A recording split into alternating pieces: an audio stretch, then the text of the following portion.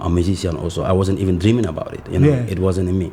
But I love music, you know what I mean? So I would say I became a fan before I turned into a musician, like a big fan, you know what I mean? So it was, because of my elder brother, Hurricane. He was like, bro, I think you can do music and stuff like that, I was like, no, I don't think I can do it, you know what I mean? So he was like, no, I think you can do it, man. You have to sing, man. Because sometimes I'll be singing his songs, And just a musical group, With our brothers, who knew each other before music. Okay. You understand? So we used to do things together before music. And it happened like so predestined that, we all came in to do music, and we all were like, God has bestowed us all with unique talents in music. Mashallah. When it comes to David Spliff, he have a unique vocal. When it comes to dancehall, he's a beast, you understand? And at the same time, he have some, engineering, ideas when it comes to studio works and things.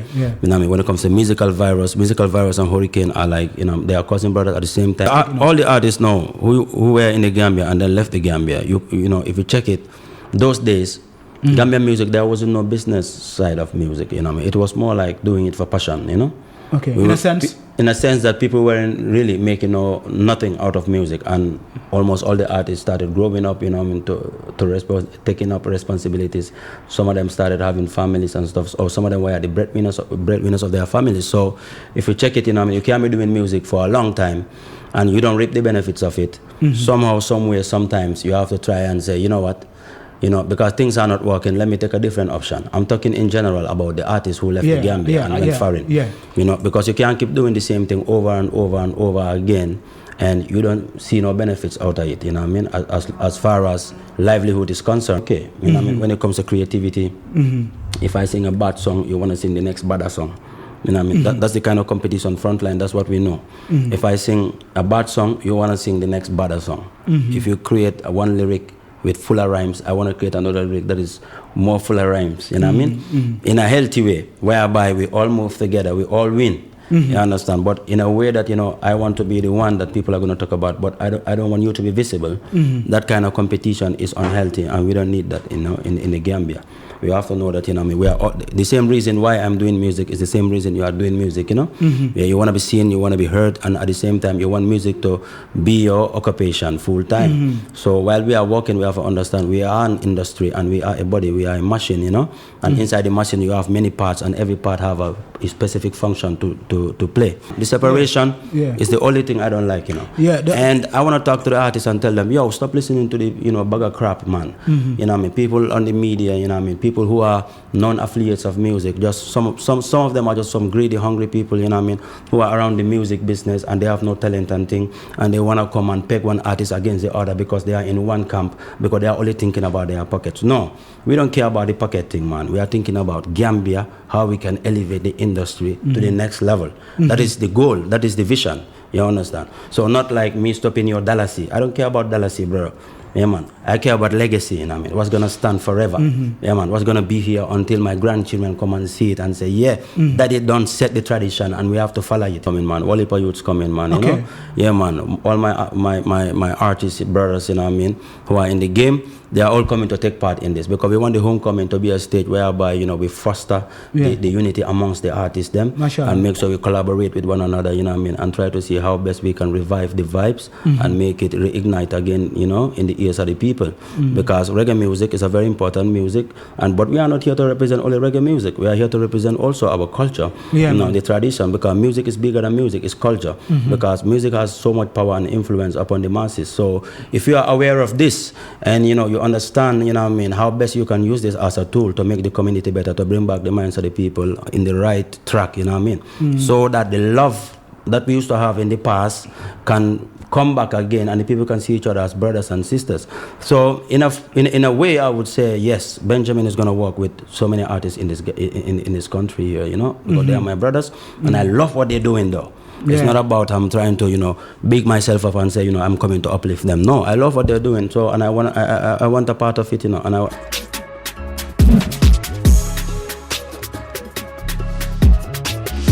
all the viewers that are watching the show right now, this is Lura, the ultimate boss in the building. Today, I'm so honored and I'm so grateful to have this artist, one of the greatest and one of the most consistent when it comes to reggae and dancehall music in the Gambia, one of the most greatest artists that Gambia have ever produced in the history of Gambian music. I introduce you, Benjahmin. Yes, brother. Salute. Welcome. Yeah, man, it's nice to meet you. Welcome back, brother. After a long time, man. Thank you so much. Thank you so much. Much love, man. Yeah, man. It's a honor to have you on the podcast, bro. For real. It is an honor, man. I've been watching this, podcast, for a while now. I've seen the different episodes you did with different artists, and I really enjoyed watching them. Man. Yeah. It's for all your people, man.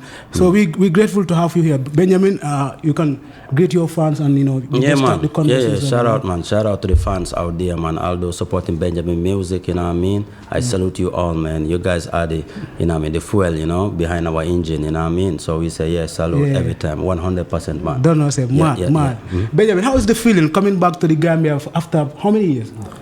Well, I think, after 2 years, because I was here 2 years ago. That was in 2022 at Lexing's album launch, Okay. Yeah, man. Before that, it was like 6 or 7 years before, and then I came 2 years ago, and this is the second time I'm coming again, And it feels, man, home, man. Yeah, home is always home, man. Once you step in home, it feels home. You feel so relaxed, You feel so, man. What is the experience, experience after going and coming back, the difference, from the people, society, you can see that, things are getting better, and the younger ones are growing up, becoming the, the life force of the community or the society, because some of the younger generation, when I was living here 8 to 9 years ago, the first time, some of the youth that were very young now are the ones, who are, taking charge of, most of the happenings, the industry and stuff like that. So that is growth, Yeah, man. Otherwise, everything is almost the same, If apart from the youths, you growing up, taking responsibilities within the different sectors of the community, I would say after that, everything else is just normal, because I can find my own way from Brikama to Serekunda easily, man. Not much have changed except the road. I saw the road from Turntable to, I don't know, to this place, Brofoot, Yeah. You say Turntable is Brofoot, after the airport junction. Yeah, the road there. What is the name of the road? That is OIC Road. OIC Road, To go to Banjul. That has changed, and that is a good and a very high quality road, Yeah, man. Apart from that, nothing has changed, except the youths, growing mentally, and yeah. Benjahmin, it's going to be an open conversation like you normally see it on the podcast. It's a podcast whereby you can come and relax and just, have a conversation, open conversation. Yes, sir. When we say Benjahmin, there is a huge, bigger history behind Benjahmin's music and Benjahmin himself. The roots and the foundation. When we say Benjahmin, who is Benjahmin? What is your real name and where you born?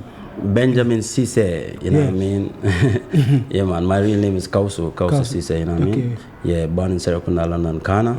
Okay. Grew up in Brikama, Yeah, man. My parents come all the way from Sibanor, and their parents came all the way from Kiang, and their parents came all the way from Mali. You know how you go. Yeah, man. So it's like, Benjahmin is a Gambian and an African, Yeah, at large. You see it? Let's talk about your childhood. How did you grow up in London Corner, growing up in London Corner, from London Corner to Brikama? Which part of the Gambia did you spend most of your childhood times? In Brikama, Brikama. My childhood times, I spent it in London Corner. But as I was growing, as I was becoming a teenager, I moved to Brikama. That's where I grew up. That's where I did when I was doing my secondary school, I was living in Brikama, and my high school, I was living in Brikama. Let's talk about your school status, like your schools, the schools you attended. Yeah, I attended Bakote. Nursery school was Philos Nursery School. It was in Dipakunda, opposite, because we were living in the borderline between Dipakunda and London Corner, That is the road, the Bakote road, the road that leads to Tipagaras, Yeah, man, Safidin, around Safidin. So the road was like the border between London Corner and Dipakunda. So we were just along the road there, So I did my nursery school in Philos Nursery School. From there, Bakote Annex. I did my junior school in St. Teresa's. From St. Teresa's, then, I did Kindred of Bottrop in Brikama. Yeah, man. So, but while I was in junior school, I used to travel from Brikama to, St. Teresa's, St. Teresa's, okay. Yeah. So what about your high school? Yeah, in Brikama it's called Kinderdorf Bottrop. Okay, Bottrop. Okay, Kinderdorf Bottrop. Okay. Now, when we talk about Benjamin, you come from a family. We knew that your brother, your elder brother, was a musician. Yeah. To like Hurricane. So let's talk about your childhood living with Hurricane and the inspiration, everything, before you get into the music, the family struggles, Let's talk about a little bit about your family, just if you can a little bit open up to us, how was it, growing up with your family, in the hood? Was it okay? Was it at least, like a normal Gambian kid, just? Yeah, man. I would say it was like a normal Gambian kid, because my father was a civil servant. He was a veterinarian. He was working 9 to 5, every day, going to work, and taking care of his family. And, yeah, man, I wouldn't say we were, well off, but I would say we were okay. A little bit better. We were a little bit better, Yeah, alhamdulillah. Yeah, man, alhamdulillah. So I'm from a big family, I have how many sisters? I don't know. 5, I don't know, 5 sisters, and 6 or 7 brothers, So it's, almost a very big family. Big family, yeah. Yeah, so now the culture. Let's talk about your culture. Listening to you and listening to Hurricane. The inspiration behind you guys. Growing up, what were the activities, the normal activities that you guys were more engaged into before music and before getting into music? Let's talk about that, because people looking at you. People will get to be asking you, Benjamin, he be sounding like a Jamaican. He be sounding more like a Jamaican. You understand? Yeah, man. So what is the root?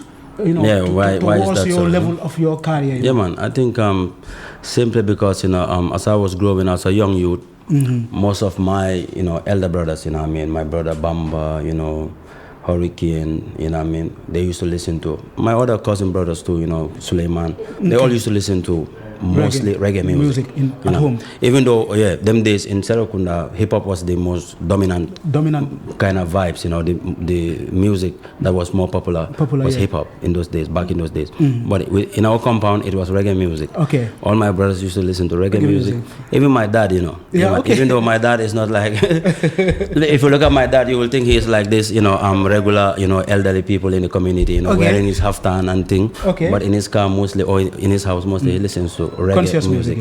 Lucky Dube, this guy Demba Konta, and people like Rebellion, when they started coming into the scene, my dad used to also listen to Rebellion songs. He have his cassette, in his car. He used to play it every time. And that's how I also got to love the vibes, My brother Hurricane also came into the scene of reggae music, and he was a great influence on me, So that's how I came to love reggae music. And after all, me, I'm a man of, consciousness, and positivity. So I've been listening to hip hop as well, Tupac, Big Papa, and all of the other artists, them, the Master P, them, Snoop Doggy Dogg, the No Limit, them days, the group called No Limit. I used to follow the vibes. We used to go to the furals. Man, them used to buy some, tracks, how do you call them, man? You buy a track and dance to the beat. Even though I was never a great dancer, but I used to, cheer up for my boys, when them dancing, represent them, Yeah. So. Yeah, man. So that was like me growing up. But even though hip hop was like another genre that I like, but reggae was like more appealing to me because of the kind of message it has, and the spiritual, upliftment that it gives me, and the consciousness, that it puts inside me. Yeah. So it makes me, to revere the music even much more. At a very higher level than other music. So that's how I got into the music of reggae, because of the good influence, it has on me. Yeah. Now let's talk about your messages and the information and the vocal, your vocal. Your vocal is one of those unique voices. Yeah, man. When you listen to Benjamin, Benjamin is just one of those unique voices, a blessing voice that you had. So how did you come out to realize and to discover your voice, Yeah, man. I think, it was me just singing along my brother's songs back in those days. Okay. Because I wasn't a musician and I wasn't even planning to become a musician. Yeah. I was just there around my brother Hurricane. Anytime he's rehearsing, I'll be at the background, keeping the how will I call the harmonies, the backing vocals for him, trying to be the backup for him, the backing vocal. So I love the vibes. You know, I knew that I love music, but it wasn't in me that I would like to become a musician also. I wasn't even dreaming about it, you know. It wasn't in me. But I love music, you know what I mean? So I would say I became a fan before I turned into a musician, like a big fan, you know what I mean? So it was, you know, because of my elder brother, Hurricane. He was like, you know, bro, I think you can do music and stuff like that, you know. I was like, no, I don't think I can do it, you know what I mean? So he was like, no, I think you can do it, man. You have to sing, man. Because sometimes I'll be singing his songs, you know, and trying to sing it just like him. Yeah, okay. You know what I mean? And, you know, that was something that, you know, I got, you know, I mean, a very long time. Like, anytime I try to sing somebody's songs, I try to sing it just like them, like trying to bring out their voice. Those days, if I would sing Rebellion, I would try to bring out his voice when I'm singing. And when I'm singing Hurricane, the same thing. You know what I mean? So, you know, just one day it was like, I think you can sing. And I was like, you know, bro, then can you please write some lyrics for me? Let me do it. He said, no, I think you can do it. You know what I mean?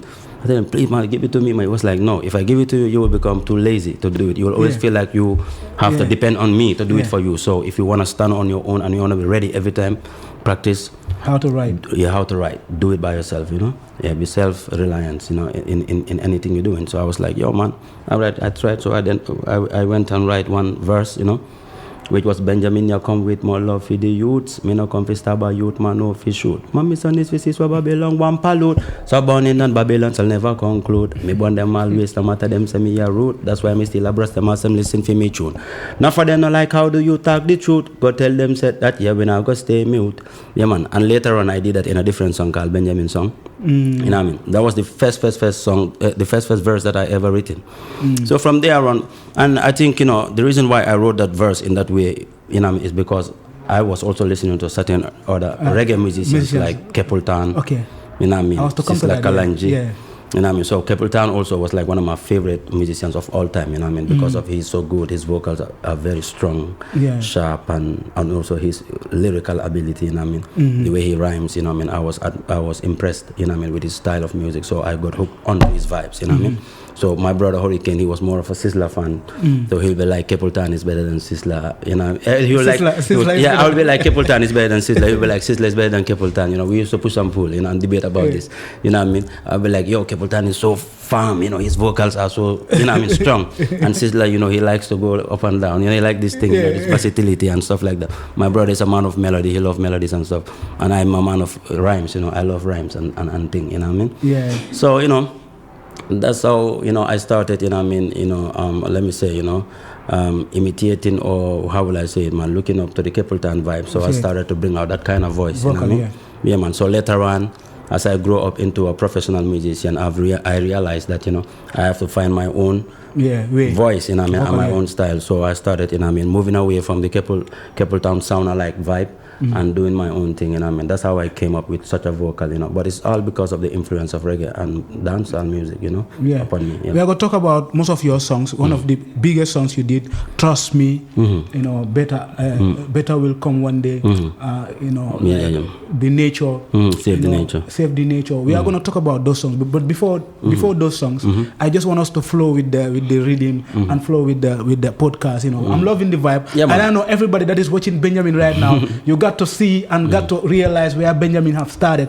And how did it came like you did not record a song with Hurricane until he traveled? No, I did record a song with him, you know, before he traveled. Yeah. What song was it?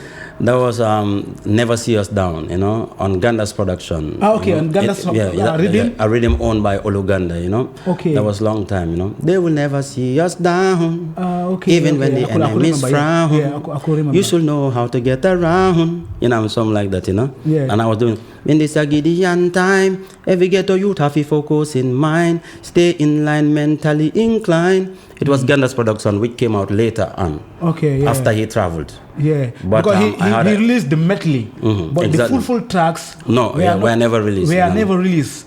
Yeah, we are never released. That's true, man. You know, that's true. So that was our first song. That was while he was here, you know, before he went abroad. You know what I mean?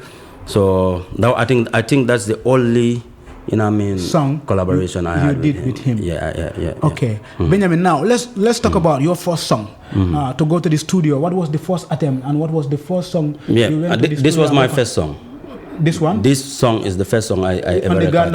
On the Gandas production with Hurricane. Okay. You know what I mean? Mashallah. Yeah, even though most people don't know that, most people think my first song was Born Them with P-Mac. P-Mac, yeah. But the first song was this one. But the song I did with P-Mac came out, was released before this other song. It was my first released song and my first song ever played on radio. Yeah, man. Mm-hmm. Yeah. Now let's talk about the influence then in Brikama. Brikama was a reggae land. Gambia, everybody was into reggae music and everything. When you came, everybody was asking. Then most of the people, when they see you, they be like, "Hey, with the thick voice and everything." So how was the reaction with the fans and everybody in Brikama then? Yeah, man, it was so positive, so great. I would say like beyond my expectation and my imaginations, because while I was coming, I was expecting some few people to come and meet me at the airport, but these people came out in large numbers. Yeah. And it made me realize the power of what we are doing. The music is bigger than us. And the community relate to it, and it affects their life in deeper ways that we can imagine. So it made me to even take the vibes even more seriously now than ever before. Because when I saw people, very responsible youths who have their jobs, take their own cars, burn their own fuel, come all the way to the airport, to come and greet me, man. It made me feel so welcomed, and it made me feel like I'm part of this community. These are my people, and I have to do more than just a concert for them. So I have to just stay with them and make sure that we make some ideas come into being, together as one big family. It's a good thing. It's a good feeling. Yeah. We are gonna get to that, Benjamin. Let's take it step by step. You released an album before you travel. Then I could remember you were working with Manding Entertainment. Ibrahim. Yeah. Then you had a trip to Ethiopia, Addis Ababa or Ethiopia. Zimbabwe, Morocco. Then they awarded you on which category those days? You had an award on that tour. I don't know. Well, we went for a summit. Okay. Yeah, a summit that was about climate change and them things. Because I did a song on Save the Nature and thing. I think that's how I got into I got a connection with Ibrahim Cisse as well. Okay. So it was on those grounds that we first met and chat and got to know each other and became friends and thing and started working together. Yeah, man. So yeah, man, this is where the countries I've been to. We just spent I think 1 or 2 days in Dubai one time. But yeah, it was Zimbabwe, Morocco. Those were the places that we had some, official, appointments that we went for, and made them happen. Yeah. Now, Benjamin, before you travel, we must have to. We cannot talk about Benjamin. We don't talk about the front line. Yeah, man. Army. Most definitely. We don't talk about Lexin. We don't talk about Spliff and the team. So how did the team meet up? Like, let's talk about the story of the team now. Before you traveling, because you guys did great things before you leave. The Gambia. Frontline Army was one of the biggest army when it comes to musical movement in the Gambia. Gambia nationwide. You cannot take out Frontline Army still now in the Gambian music industry. For real, man. And it's still surviving, and the brotherhood, the connection is still there. Most Let's definitely. talk about the brotherhood and the connection now. Yeah, man, because it's family, it's family. Frontline is a family, it's more than just a musical group, It's our brothers, who knew each other before music. Okay. You understand? So we used to do things together before music. And it happened like so predestined that we all came in to do music, and we all were like God has bestowed us all with unique talents in music. Mashallah. When it comes to David Spliff, he have a unique vocal. When it comes to dancehall, he's a beast. You understand? And at the same time, he have some engineering ideas when it comes to studio works and things. When it comes to musical virus and Hurricane are like they are cousin brothers at the same time. They are like 8 mates, and they all started the vibes almost together, So I would say like Hurricane paved the way, he set the trend for all of us. So because he came into the vibes, we are all around him, so we all soak in the inspiration. That was in London Corner or Brikama? At first in London Corner and then to Brikama, because Hurricane started music in London Corner. When he started Hurricane Knowledge, Silka, they built a group called Frontline, and they used to do their thing together, going to places. I think there was one youth car, Well, I forgot the name of the youth, he used to be a musician too, but now he's not doing it anymore, They used to do their things together, we used to go field panja, behind London Con and perform there. So it was during those days that Hurricane got an accident, while during a concert, Okay. Yeah, man, yeah. He was stabbed, at his neck, we got him almost paralyzed, I would say, completely paralyzed. He was paralyzed for some time and later on got recovery, a successful recovery, and during those days he kind of stopped music, and later we moved on to Brikama. Brikama is a music city, it's a music town. As we move on to Brikama later on, the vibes, got rejuvenated, and he came back to the music, and from there on, thank God, God, brought everything back alive, like it was never, never been before halted, Yeah. Yeah, the coincidence, which happened was like Hurricane's group was frontline, and later he stopped. And as we moved to Brikama, we came to our house, our compound, because there were people living there. So, in front of the road, there was a campe, a section where people sit, and that campe was also called frontline, because they were in front of the road. Okay. So they call their place frontline. Frontline, yeah. So coincidentally, you see how things work. If man. God has ordained things to happen. Man. So the name continued, frontline, and all of the youth there, they see themselves in the movement of the musical group. They felt like they were a part of it, and it became like a big brotherhood. So me, Lixin, David Spliff, we were all around this, because David Spliff is like my neighbor, Our compounds were opposite back then in London Corner. We were opposite each other, our compounds, So we had childhood times together. We used to go to their house, climb on their trees, their ninkom. I don't know how they call ninkom again. Ninkom. Hanga ninkom. Ninkom, no. Yeah, ninkom. It's like a small fruit, and it's very sour, Okay. Okay. So yeah.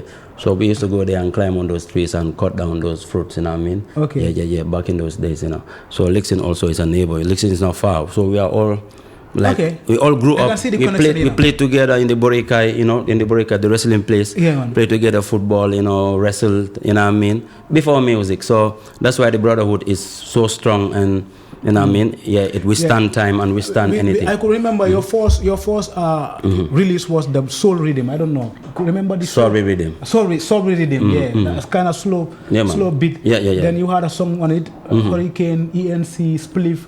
Yeah, man. I think it's like six are you artists, huh? Yeah.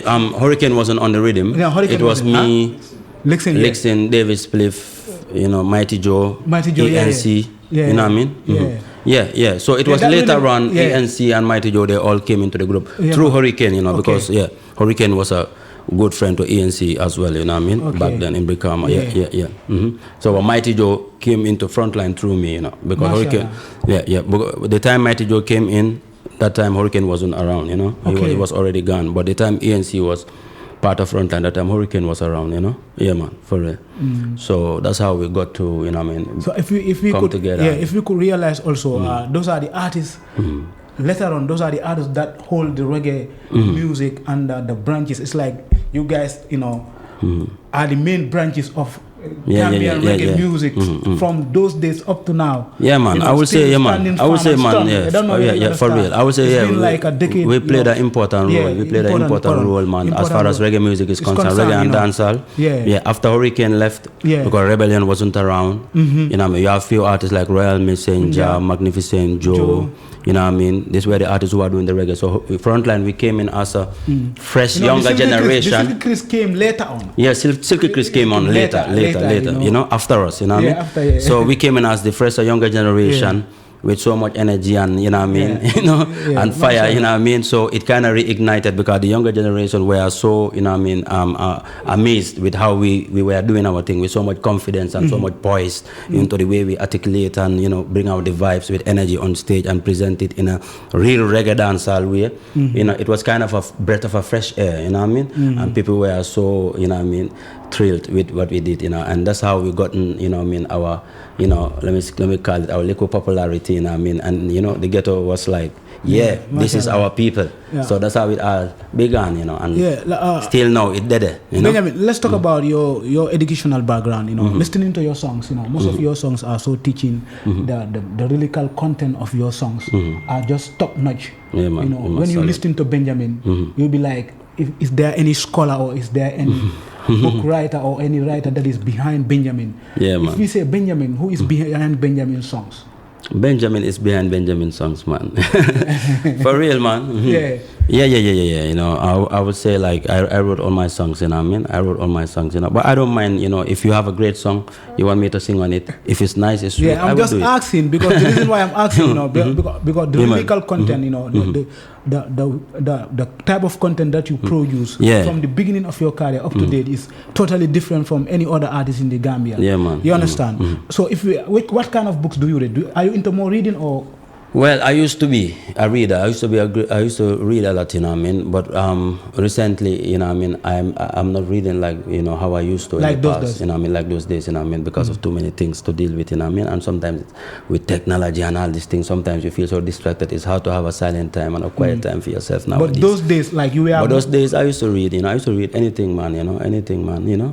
I like to read books because when I was in school, I chose arts. So when I was in high school, I chose arts. I was doing I love literature was one of my favorite subjects. Man, reading books like Things Fall Apart. Books like how would I call it? Is it the Hamlet? The Hamlet. And books like Romeo and Juliet. Man. The Beautiful Ones Are Not Yet Born. Man, those great books, man. Now so, let's talk about a few of your songs. Trust Me, Sooner or Later. Man. Let's talk about those songs. They are big songs. Still now, they are one of those biggest songs in Gambian reggae music. Man. When it comes to the structure and the content of the music. Man. How did you write those songs, and how those songs comes to you? It's like you write the song before having the beat, or you go to the studio after listening to the beat. You come have the inspiration and write. Man. It depends. It depends on the situation. Sometimes inspiration just come to you and you just write a song. Sometimes you have to listen to a beat and get an idea. Sometimes you listen to the beat and an idea just rush in your brain, and sometimes it happens naturally. You're on the road, you are in a certain mood, you might be so energized, you might be feeling so relaxed, you might be feeling so tired, depending on the situation you're in. A certain lyric, which is correlated with your mood and the kind of vibe you are in can just rush in your head and ideas come and naturally happen. Just like before I came here, I was on the road and a vibe just came in my head, So that's how the lyrics are, When it comes to Trust Me, I think, them days, I was linking with one called Hakim, from Sunland Music. So he gave me some beats. So I went home, listened to the beats, got inspiration. So when it comes to, how I get inspiration, it also depends. I might be, especially when it comes to love songs, I might be just imagining something, a love story, a love situation, a romantic situation, and create something out of it. Or I might be just living it, at the moment, and being with my daughter, let me say my baby girl, together, and as the vibes get, intense, it can create a lot of things, and sometimes that's how these songs come out, Benjahmin, I will not have a conversation with you without mentioning your clash, the DJ, the One Force clash. We did at Tranga. Tranga, There was a moment, bro. Man, for real. Could I remember? It was around 2016, 15, 16. No, man. You're for real? You are just like me. It was you have a problem with dates too. It was around 2014, I don't know, 16. No, probably it was around, let me check it, it was around probably 2013 or so. 2012, it's around those. 2013, 12, man. What was the most amazing thing about it was, the DJ Pisces was plugging beats upon beats upon beats. Like Benjahmin was killing beats from the beginning of the class to the ending. Yeah, man, because it's a class, man, so you have to come prepared. You know what I mean? I know. Personally, I'm an artist, though, but I just want us to discuss about it. There are few artists that can do that. Let's talk about the lyrical content. Those days, how do you write your lyrics, and how do you compile your flows and lyrics to gather them and capture them to that. Yeah, man. I think it's all about preparation, man. Cause you have to prepare, because as an upcoming artist, people will like to test you every time, to see your level, you know what I mean. So you have to make sure you are always prepared, especially for that contest, you know what I mean. That thing that Pisces did, you know what I mean. Yeah, I was really trying to prepare myself psychologically and mentally for it. So what I would do is like every morning I would go to SSP, go jogging, and while I'm jogging, I'm my mind, because most of the time, sometimes if I want to really be creative, I have to do some physical exercise, you know what I mean, because then my mind, come up with very nice ideas. So as I was preparing, I was focusing on that date. Lyrics were coming, and I was jotting them down, memorizing them as I'm going, verses upon verses and verses. I wasn't even concentrating more on chorus and hooks, I was just verse, because it's a lyrical clash, So that's how I got myself prepared. Yeah, I wish that. So I went there with full confidence. Could have been filmed and documented on YouTube, Yeah, man. It should have been. People could have seen a different Gambia. And the only thing is, like, those days, people were doing the music just for the passion. We weren't so aware about the business side of it, and the media side of it and stuff like that. Understand, So I believe that's the reason why Gambia lost a lot of things that could have been in the archives right now, or in the Congratulations on that. Big up, man. Big up. Thanks a lot. How much was the winning prize? I think I got 50. 50,000. Yeah, man. And the second man got 30, and the third man got 20. Okay, yeah, mashallah. Yeah, it was all 100 grand, man. Yeah. Yeah, big up One Tribe Sound, man, for that, because that was a way to empower dancehall music, or let me say, Gambian talent, Gambian talents. It was a way to uplift us and motivate us, because most of the people started following us and following our career from that thing, from the how you call it, from that clash. Yeah, man. It was a great vibe. It was a great vibe. Benjahmin, you did wonders in Gambia. You did a lot for the Gambian music industry. Yeah, man. We are one of the biggest, and you were up there before you traveled. Yeah, man. And you were representing the Gambia in every aspect of the Gambian music and reggae music. Yes, my brother. Yeah. So later on, we've seen Benjahmin, just depart. Never come. Coming back, he was there. People were like, where is Benjahmin? Anna Benjahmin. He should not travel. He should not stay. Benjahmin is a big star. Let's talk about that. Let's talk about your fade away. Fade away. I never fade away, man. No, but Benjahmin haven't released music since he traveled like for some couple of ages. Yeah, man. I think some couple of years. No, I think 2 years. Yeah, it took me 2 years before. Then it was not that much noisy like it used to be like now. Yeah. And the thing was, like, even as I left the country, I had some unreleased songs that were released after I left the country. Songs like "Standing in the Jungle," songs like where the song "Where them a going like them rate, yeah, when them hate, yeah, me no need them." That's on the with Stylish. And the next song, Me and You, the song that I did for my fans, all those songs, were released after, though they were released underground, but they were released after I left, So to my fans, it was like, I was still around, So it took me like 2 years when I left Gambia to go in the studio and record some songs again, Yeah. Let's talk about the business aspect of Gambian music then. Because we had a lot of artists that left the Gambia those days. They could not come back because of so many things that were, distracting them here to be doing music in the Gambia. Let's talk about that aspect of it. Because to be more realistic. No, if you check it as well, to be more realistic. All the artists now who were in the Gambia and then left the Gambia, if you check it, those days, Gambian music, there was no business side of music, It was more like doing it for passion, Okay, in a sense that people weren't really making nothing out of music, and almost all the artists started growing up, taking up responsibilities. Some of them started having families and stuff, or some of them were the breadwinners of their families. So if you check it, you can't be doing music for a long time and you don't reap the benefits of it. Somehow, somewhere, sometimes you have to try and say, you know what, because things are not working, let me take a different option. I'm talking in general about the artists who left the Gambia and went foreign. Because you can't keep doing the same thing over and over and over again, and you don't see no benefits out of it, as far as livelihood is concerned, because whatever you are doing 24 hours, that is where you should feed from, you know what I mean? So if you're doing something and you have to go and do another thing to feed yourself, bro, it doesn't make no sense, you know what I mean? So sometimes you have to find a better option in a way to uplift yourself and uplift your families. So, but we thank God, because of the way the artists were living the country, that was the reason why the fans realized that, yo, you know what?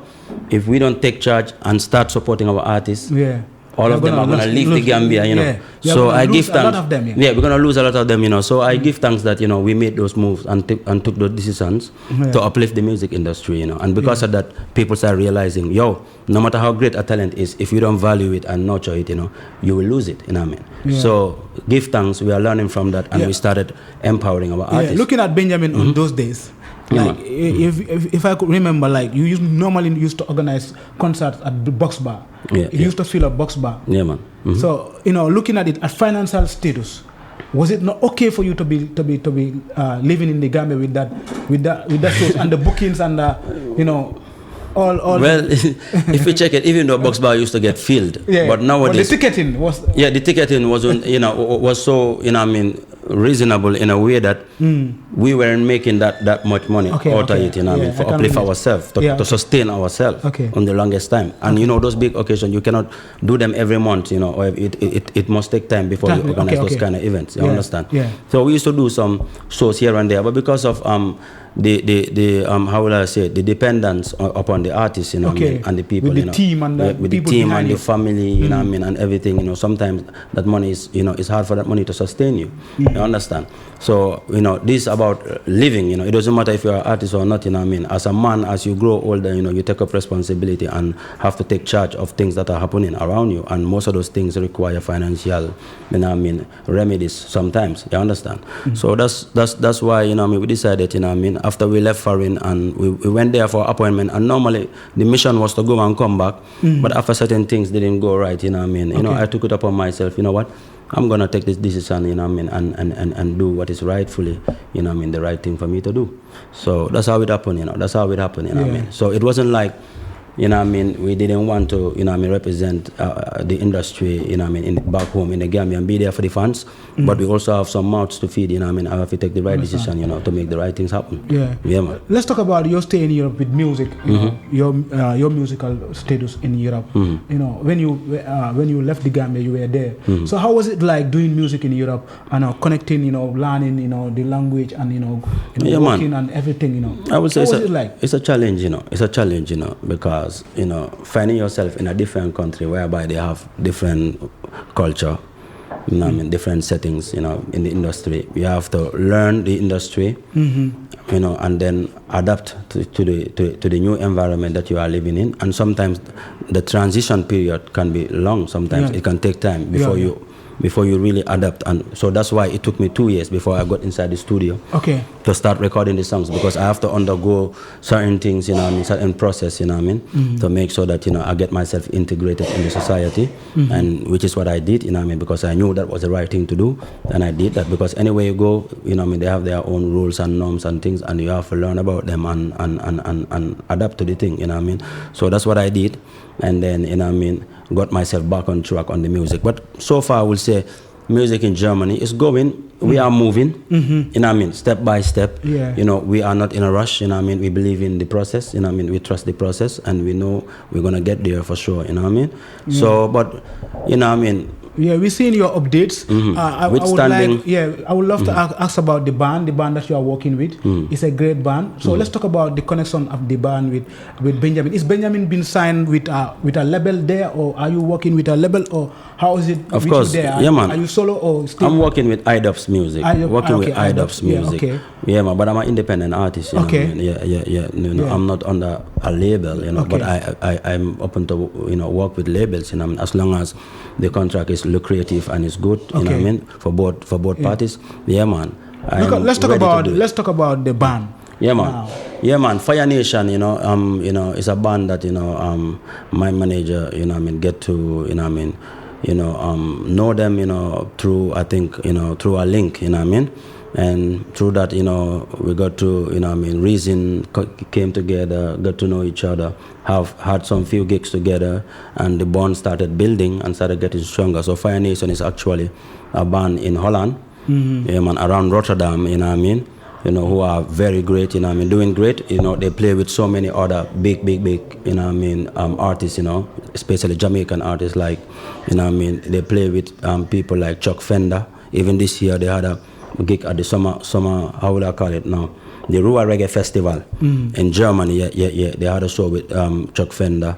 You know, they play with Walipa Jamaican artists, you know what I mean? Okay. So I got to know them, you know what I mean? And, you know what I mean, they love the vibes, you know what I mean? And we did some few gigs together, which was, you know what I mean, which were great.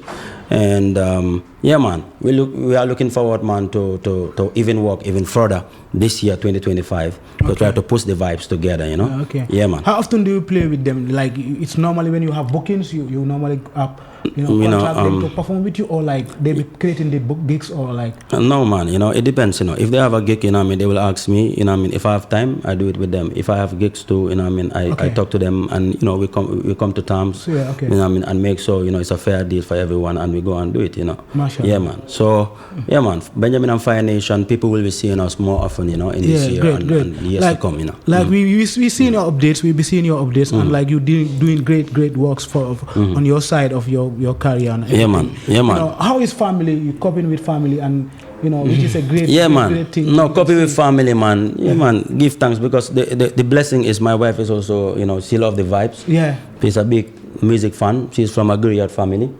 Yeah, man. And even, you know, my wife's dad, you know, was always telling me about you, you know what I mean, you know. I would say he is always telling me about you. You know, Mr. Ibrahim Jabati. He's my dad too, you know. He's a great person. Yeah, exactly. You know, he was even like, you know, Lura might probably come to the airport, you know what I mean, you know, to meet you, you know what I mean. And you know, I was expecting a call, but because I was thinking like you'll be landing around 5 or in the evening. Yeah. Then I saw your pictures in the morning, like, yo, I'll be like, yo. Yeah, for real. Oh, you thought it was going to be in the evening? In the evening, yeah. Yeah. Because it's 11, you know. I said 11, yeah. You know, I supposed to it was in the morning. have a call from ML, but I did not receive the call. I don't know whether he told me that like he be busy. He'll be busy like that time, you know. Yeah, man. So So with family, yeah, man, it's nice, man, because my kids are vibes, you know, vibes children, you know what I mean? Because long as they are from me, you know, they are born inside music, so music is like, you know, next to nature to them, man. They love the sound of music, they love it, and you know what I mean? They encourage me a lot, you know. My wife is, you know, one of those forces, you know, that encourage me, and my friends too, my family too, because, you know, remember I tell you that we got music from our father as well, because our father was a music lover, and music is always within my family, even though we are Maoris, you know what I mean, we are scholars and things, like in the traditional setting, but you know what I mean, music has always been also part of our lives, you know what I mean? Yeah, Benjahmin, it's a great conversation and it's really going smoothly. My brother. And I know the fans are really loving it. And man. Benjahmin, let's come to in a general perspective. Let's talk about now Gambia, the music and the show business. You've been out here, you've been, you know, there, you know, I know you are updating yourself on the, you know, the activities that are happening back home. You see the music industry is been like booming, you know, artists are growing, you know, filling up, you know, venues, and everything is going smoothly, you know, and it has been a very, very big competition between artists here, the younger youths, that are doing the music. It's a great thing though. And when it comes to you know, being there, looking at the music industry back home here, what do you have to say about the music industry in a general perspective?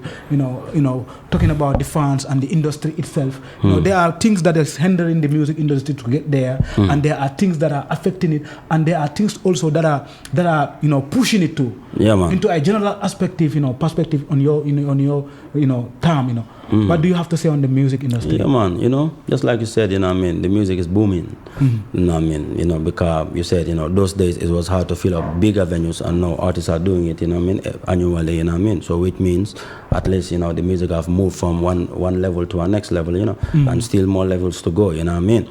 So, and when it comes to the creativity side also, you know, I mean, look at the artists, them, you know, I mean, singing in Mandinka. Those days, most of the artists used to sing, you know, we used to have Maslabi and all those Penchabi who were singing in both English and vernacular and stuff like that.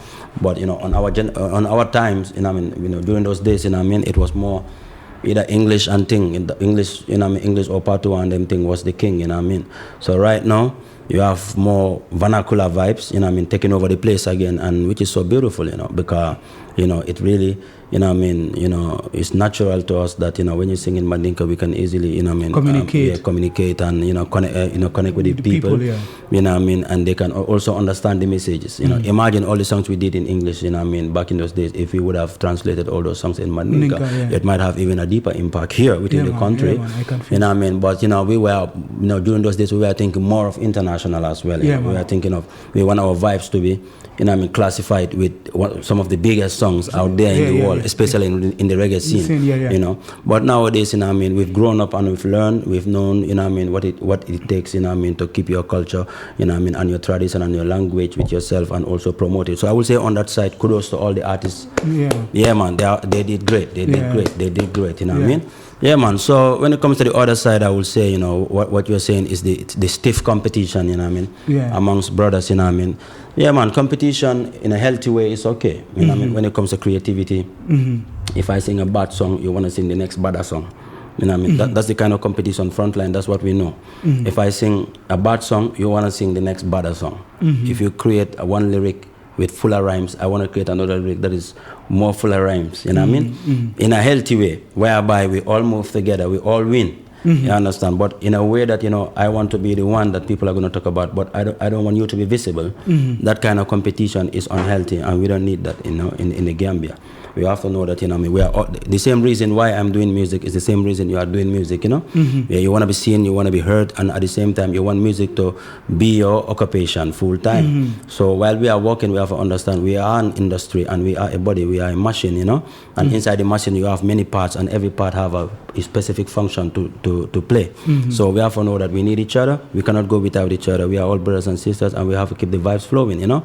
I want to see a Gambia where you have 100 artists who are all, you know, successful, established in what they are doing, you know. Yeah, mashallah, and that's the energy. And behind them, you have another 100 younger artists coming up through them, you know what I mean? Because positive. The wall is big, you know what I mean, and the wall is huge, and we cannot satisfy the demands of the world when it comes to this music, you know. It's beyond Gambia. The cake, it's you know. It's beyond just this, man. It's beyond this circle, you know what I mean? We should be thinking about, you know what I mean, you know, reaching the levels that Afrobeat is reaching now. That's the energy, that's the spirit, bro. And how can we reach there when you kill a very talented youth before he even blossom into the flower that, let them listen he could become, you know what I mean? So we have to start encouraging each other, you know. Boy, once more winner, you know, doesn't mean you lose, you know what I mean? You're so winner doesn't mean I lose. You're so winner, man, I'm content because I felt like you know, affair bi, you know what I mean? Chin su waré neex su baxé da fay xéñ, you know. You're so winner dama feel na yow chin ba ngay bax man, you know. Légui tay mu accessé man. But not like so chin bi su baxé rek, you know, man I will be like, yo, that chin dafa wara dama tour chin bobu nonu, you know, tour everything in the dustbin. You nga lose, mama lose. You know what I mean? We don't need that, bro. You know what I mean? Because if you look at the situation, Gambia is lacking still. I think, you know, I know people are going and filling up places, but Gambia is lacking far behind. I think even smaller countries are more established. Even Guinea-Bissau probably, the industry might be more established than Gambian industry. You understand? Whereby the artists are flourishing. So, and Gambia, imagine, you know, the level of talent we have here, man. So much talented youths, man. And the only way this can work is for everybody to play their part. You know what I mean? Yeah, man, this petty, you know what I mean, you know, envy and all those stuffs, man. You know, we really have to put that aside, man. It won't put food on your table. You know what we put food on your table? Doing the work. And collaborating. Collaborating. Masuma gisena, you know, this song, you know what I mean, Smoker bring it out with you is gonna reach even further. Yeah, man, why should I, you know, let my ego, you know, get the best of me? I have to come and tell you, yo, bro, let's make a remix, let's do this, man. You know, and it will become, you know, bigger. You know, you got your shine in it, I got my shine in it. You know, anywhere you go, you can play that song. Anywhere I go, I can play that song. You know, and that's how Afrobeat is growing in the world. You know, and all the artists are reaping the benefits of the music. So Gambia music can also reach there. I really believe it can reach there. But we have to, you know, we have to have, you know, bigger ambitions than just going to fill up Q City or going to fill up Brikama Box Bar. You know what I mean? We want million. We want from the books, bro. Yeah, man. We want 20 million streams, man, globally. Not just Gambians streaming our songs, man, bro. We want the whole world to stream our songs. You know what I mean? So, you know what I mean? We have to encourage each other, motivate each other. When it comes to the producers too, encourage them, motivate them, be more creative, be connecting one another, reason with one another, man. Because one man alone can't do it. One man alone don't know everything. So if I reason with you, you know, you being an ex-artist, you might know something, a secret in music that I don't know. You might share with me. Yeah, I might know something that you don't know. I might share with you. Those days, Ben, the time we started doing this business music and into, you know, like a hobby and stuff. I'll be like calling Benjahmin. For example, I'll be like calling Benjahmin, bro, I want to come there next week. I'll be coming to you, maybe like I'll be playing an instrumental. You know, we'll be flowing. If I have a mistake in any way, grammatically or any way, flow-wise, we'll be like, no, you know, this is the way you have to flow, change your style. I don't know whether you understand. Yeah, we came from those era. Yeah, man. That spirit was there. Yeah, into level alone, man. Yeah, man. No, man, if I understand. You can more call the band. Say, if I go be like, me now weekend all yeah. Ale rehearse, ale beat, ale woody, ale na, you know, ale vibes all play. Al kanyo, you know, al kanyo johe, you know. No. You go to programs, you know, you perform. And that's why I think that's why still now people are amazed about Frontline, and they're amazed how come, you know, a group, you know, of, you know, many artists are also almost equally good, you know, I mean, are all almost equally talented. It's just like that, you know, because we are family, you know, sometimes we play the beats and, you know, freestyle together, you know what I mean? You have a song, you're doing it, all of a sudden, you know, I will start giving you some harmonies and backup, and you have an idea of what you want to do, you know what I mean? You know, because you might have one idea, but if I give you a harmony, then you have an idea of an harmony. Then when you go in a studio, what will you put on it, you know, to make it better, you know what I mean? And you might have a verse, you know what I mean? Probably you have 7 lines, you know what I mean, and you want the next line, you know what I mean, a next artist might be like bam bam bam bam bam and give you that line, and now you have a full song, you know what I mean? That's how it's supposed to be, you know, that's how music's supposed to be. It's supposed to bring people together, not, you know, drift them apart. Yeah, man, the separation is the only thing I don't like, you know. And I want to talk to the artists and tell them, yo, stop listening to the, you know, bag of crap, man. You know what I mean? People on the media, you know what I mean, people who are non-affiliates of music, just some of them are just some greedy, hungry people, you know what I mean, who are around the music business and they have no talent and thing, and they want to come and peg one artist against the other because they are in one camp, because they are only thinking about their pockets. No, we don't care about the pocket thing, man. We are thinking about Gambia, how we can elevate the industry to the next level. That is the goal, that is the vision, you understand? So not like me stopping your Dallasy. I don't care about Dallasy, bro. Yeah, man. I care about legacy, you know what I mean? What's going to stand forever. Yeah, man. What's going to be here until my grandchildren come and see it and say, yeah, Daddy don't set the tradition and we have to follow it, you know what I mean? And as long as the music is going to bring some socio-economic benefits for the community, I, Benjahmin, am willing to do it until the last dot, you know what I mean, until the last day, you know what I mean, and let them know we don't come here to take nothing from nobody, you know what I mean, we just come to contribute our part to the industry. Yeah, man, yeah, for real. Benjahmin, like your homecoming is a great impact, and it's going to be a great impact on the reggae music too in the Gambia here. You know, since you left, few of you guys are Rebel, you know, Royal Messenger, you name Heartbreaker, you know, Jared was out of the country, then he's back, Junior King too, he's back. Though Jai Michael is here, but he's not that much functioning in the music scene. You know, since you left with the front army like Lexin, the reggae music has been slacking a little bit. Though ANC is holding with it, Mahadi Hama, big up to Mahadi Hama. ANC, they've been holding with it here. They've been holding with it. Now, like, you know, you coming back, you know, you alone and with few other artists, if you guys start to collaborate, I know the impact of reggae music and where reggae music was can be restored in the Gambian music industry. How are you trying to work with these artists collectively, at least for us to revive back those memories, those times of having a rhythm, you know, Benjahmin in it, Lixin in it, Mahadi in it, Royal Messenger in it. I think those days were the times of the best moments of Gambian reggae music. Yeah, that's true. I don't know whether you understand golden the times days, of the golden days, you know, the rhythms like you. Yeah, man, rhythms, man. I don't know no, globally, even in Jamaica, you know, those days were the golden days of reggae music. And that is the culture of reggae music and dancehall. You know, the rhythm wise can promote a lot, and it can even, you know, bring back the culture back. I don't know whether. No, obviously, man, we have plans, man. That's why when we say the homecoming, you know, which is the concert that I'm about to, you know what I mean, I'm kick off on Saturday, January 18. When we say the homecoming, it's not me alone coming, man. Walipa Youth's coming, man, you know. Yeah, man. All my artists, brothers, you know what I mean, who are in the game, they are all coming to take part in this, because we want the homecoming to be a stage whereby, you know, we foster the unity amongst the artists them, and make sure we collaborate with one another, you know what I mean, and try to see how best we can revive the vibes and make it reignite again, you know, in the ears of the people. Because reggae music is a very important music music, but we are not here to represent only reggae music. We are here to represent also our culture, the tradition, because music is bigger than music, it's culture, because music has so much power and influence upon the masses. So if you are aware of this, and you understand, how best you can use this as a tool to make the community better, to bring back the minds of the people in the right track, so that the love that we used to have in the past can come back again, and the people can see each other as brothers and sisters. So in a way, I would say yes, Benjahmin is going to work with so many artists in this country here, because they are my brothers, and I love what they're doing though. It's not about I'm trying to big myself up and say I'm coming to uplift them. No, I love what they're doing. So, and I want a part of it, and I want to work with everybody, every artist, up top, man. Yeah, Benjahmin. Like we are getting closer to the ending of the podcast. The homecoming is going to be mega.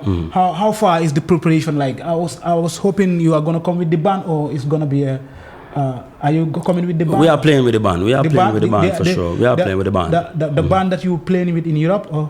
Yeah, man, we are playing with the band. Yeah. You setting up a band here, or? Yeah, man, we are playing with the band. Okay, mashallah. Yeah. It's gonna be mega then. Let's talk about Benjahmin's favorite. Benjahmin. Yeah, man. Coming to your question again, the preparation is tight, Yeah, okay. Yeah, man. The team is working so hard, relentlessly, day and night, to make sure that the event goes on successfully. We just today we spoke with the security personnel, and they have assured us, their commitment to make sure that the safety of the people is top priority, and we are looking forward to a very, very nice event, live band with all my brothers and sisters, on stage, and we are calling out the whole Gambia, not only Brikama, even though we're doing it in Brikama, because Brikama is the foundation of Benjahmin Cisse, but it's a Gambian event, mashallah. And it's going to be epic, because you're going to have great artists on that stage, great artists like Musa Fili Jabate, Lixin Khan, ST, Gizol, and me and Gizol, we even did a remix, of one of my songs called Dandula. It's a nice one, The ladies, the queens, Miss Jobis, you see it. Our Gambia, and even Tanga Chama, though she's not on the poster, but she told me like she will come through, and I told her, this is your thing, man, come forward. Yeah, it's gonna be lit on that day. It's gonna be mega, So Walipa artist, man, Mardi Hammer, Antu, the Sparky Bass, I'm gonna be there too, and so he's an art artist, So Brikama people love him, so I would love him to take part on the concert, the homecoming, man. And you have so many other artists like ENC. ENC will be there too, man. David Spliff, man, Musical Virus. So, just imagine that lineup there, it's gonna be great. It's gonna be great, man. Tell the people to come and have fun, man. It's gonna be great. They're gonna come. Gambians are gonna come out in their numbers. Benjahmin, we are gonna take few questions. Then we're gonna end up the podcast till next time. I know I'm gonna have you again, maybe again and again and again. Yes, my brother. I would love that, man. I would really love that. What is your favorite Benjahmin song? Well, if I say I have a favorite Benjahmin song, I'll be lying, because all my songs are my children. So it will be hard for me to say this is my favorite child. You know what I mean? So because saying this is my favorite child is a bias to the next child. You know what I mean? So I love all my songs, because all these songs shape my journey. You know what I mean? And they all came in a moment or in a place that signifies something in my life. So I love all my songs. I can't say I have. And what song can we say that is the most song that impacted your career to that global stage? If we could ask, well, I'm not sure. I'm not sure if there is a song that impacted my career at the global stage. I will say it is the way I carry myself and the way I do my thing and the way I run with my music. This is what pushed me to a global, stage, that people start knowing me all over the world. Because anywhere I go, when I perform wholeheartedly, and I try to do my best, give my best of energy, and I don't fear the microphone. And this is the thing that makes the people kind of, respect and get what I'm doing. You understand? So, but I would say my most popular song in the Gambia is Soon or Later. Yeah, man. But I don't know if there's a song that, really pushed me, propel me to the global stage. But the truth is, I think it's the way I carry myself and the way I do my things, especially when it comes to delivering the vibes to the fans. When it comes to stage presence, I make sure that I pour my heart. And this is why the connection between me and my fans is so strong, and the bond is so unbreakable. Yeah, man. Mashallah. Before you leave, we had a song, we listened to the song with you and Rebel, a nice one. Yeah. your collab and Rebel, it was a need for like we've been expecting that. Yes. Since longer. No, that is just it has happened. One out of many. Really? Yeah, man. Yeah. Shout out to Kebama nge kondong. Yeah, man. No, for real. Kebama. My chop man. Yeah, man. Nade dumuro rek. Ngala picture jele man. Ngala Kebama we are on serious business here. Yeah, man. Could have meet up with the show, you know. I know next year, more about plan, you know. Yeah, man. No, inshallah. Because because thing is, man, we want to make sure that homecoming is an annual thing. And it stays here for the people, by the people, and of the people. He's in a real revolution of restoring many things in the Gambia. And try to unite the youth, them, you know, trying to bring them and change their mindset. But the music the is way they think, you know. The music is so powerful. There is information and there is a message that you send here on the podcast. I think most of them supposed to listen to the message and understand. Yeah, man. It's not about it's not about the legacy, like you said. Yeah, man. It's about legacy. Yeah, for them to know that. Yeah, man. That is a phrase, bro. No money can buy legacy. Yeah, you understand? Yeah. That is a phrase that most of them should understand, because most of them here, the way they think is really out of. It's petty, you know. It's petty. I don't know whether you understand. The mindset is too like, you know, it's only me, you know. It's limited, you know. It's limited. Like Gambia, it's been like it's changed to another world right now, you know. I don't know what the way the people think and the artists think, but then music used to be like a tool of unification.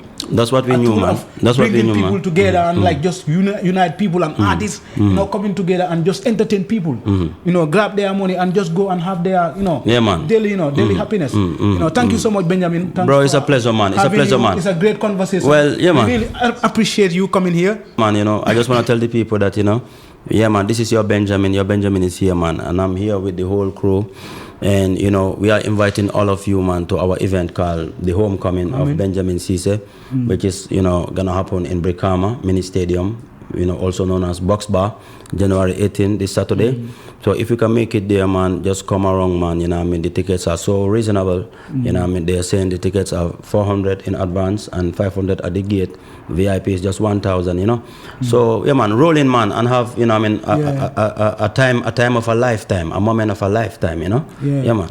Yeah, watch out for us, Ultimate Media Gambia. We are going to be there. Our media card, let him bring it for Without a doubt, man. We will do that. You don't know. Yeah, we are going to have the coverage. The next morning, watch out for that video there, uploaded. Yeah, to all the links, them. This is a big episode. You know, watch out for Benjamin in the years to come, doing great things in the Gambian music industry globally, representing the red, white, blue, white, green. We really Gambia. miss Benjamin, and we have him back in the Gambia. Mad love, bro. Ultimate. Yeah, man. Forever elevate, man. Yeah. Them fino. Up to the time, not to the crime. You know, it's season and time. Binda. Without a doubt. Yeah, man. Okay. My brother, yeah, man. This is the Benjamin perfume, man. You know? Benjamin perfume? Yeah, man. Mashallah. But Gambia, Benjamin, that's my man. So, Mama gift. Yeah, man. Them fino, man. He's the first person to give me a gift on the podcast. Yeah, man. You are doing great. Is it a customized for shale, or is it going for? No, man. This is just for the homecoming, man. It's for the homecoming, man. To give it to some of the people who have been playing a very important role within the music industry. Mashallah. And you are one of those people. Mashallah. Yeah, man. The work you're doing, man. This is beautiful, bro. Probably you might not even know, you know, the value of it, but I'm telling you, man, you know, it's very important, man. It's legacy, man. Keep on doing what you're doing, man. Love, today, man. This is one of its kind, bro. Yeah, man. Big up yourself, family. This is love, bro. Yeah, man. We appreciate it, bro. Yeah, big up yourself, I wish you to have a brand for it. You know, we just, you know, push it. No, surely, man. It's going to come, man. Like I said, man, the homecoming. I can see you rebranded, bro. You're taking the business next. The homecoming is here to stay, and you know, we are here, man, to elevate the community as well. Mashallah. Let me show it to the camera. You see, the flyer is there. Everything is branded. Yeah, man. Up to the time, man. Yeah, mad love. Never to the crime. Mad. Yeah, man. Which is branded by the man himself, Immaculate, you know. Yes, man. Yeah, man.